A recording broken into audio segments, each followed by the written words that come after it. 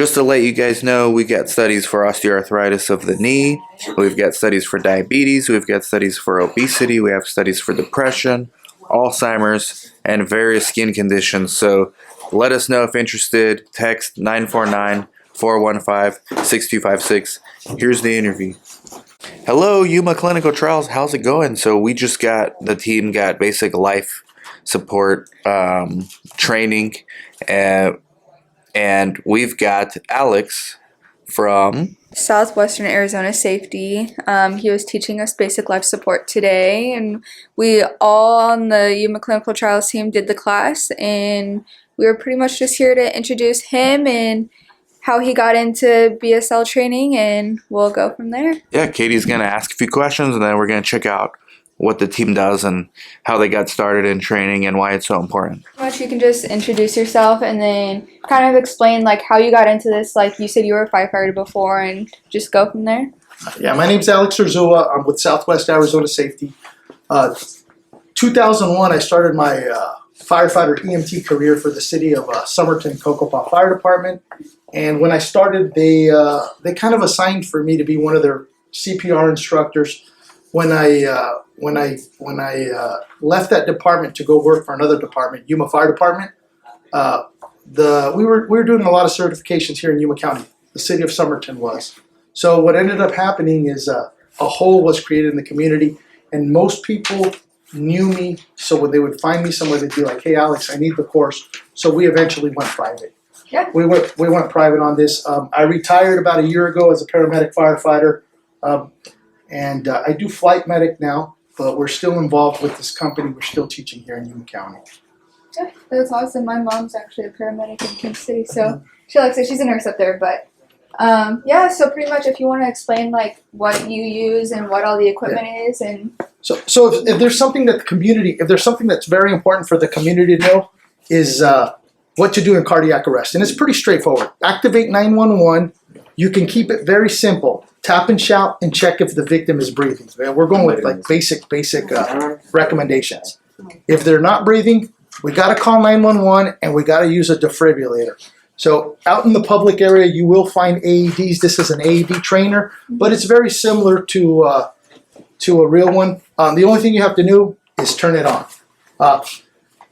Follow the recommendations from the AED. All AEDs have 2 pads, and you can put them on as shown in the picture. If applying a pad to a pediatric, put 1 pad up front, 1 pad in the back. It doesn't matter which one. Follow the instructions. If the AED says to shock, clear the patient, shock him.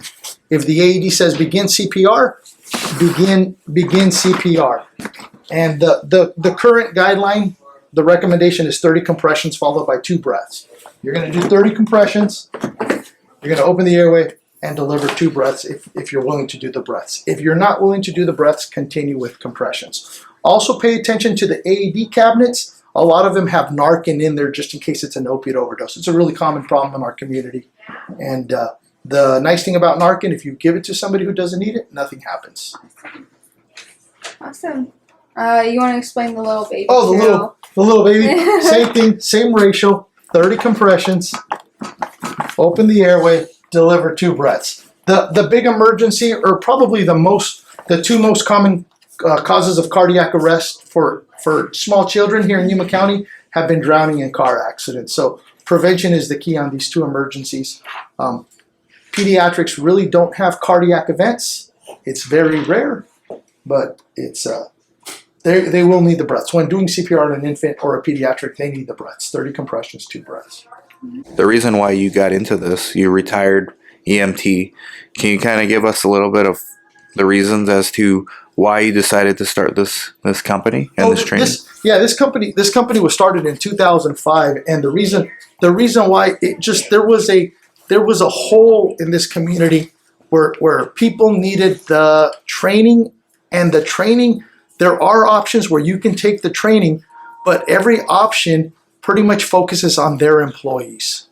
So like for example, if a company does have a training instructor with them, they usually don't allow it to the public. It's more for their internal training. So that was the difficult thing, that a lot of people have a hard time getting classes. We offer classes every week. We have multiple instructors, and we also offer emergency classes. Okay. So if you need a class, we'll figure it out. We'll get you taken care of. Great. Thank you very much, Alex. Everybody who wants to connect, how can they reach you?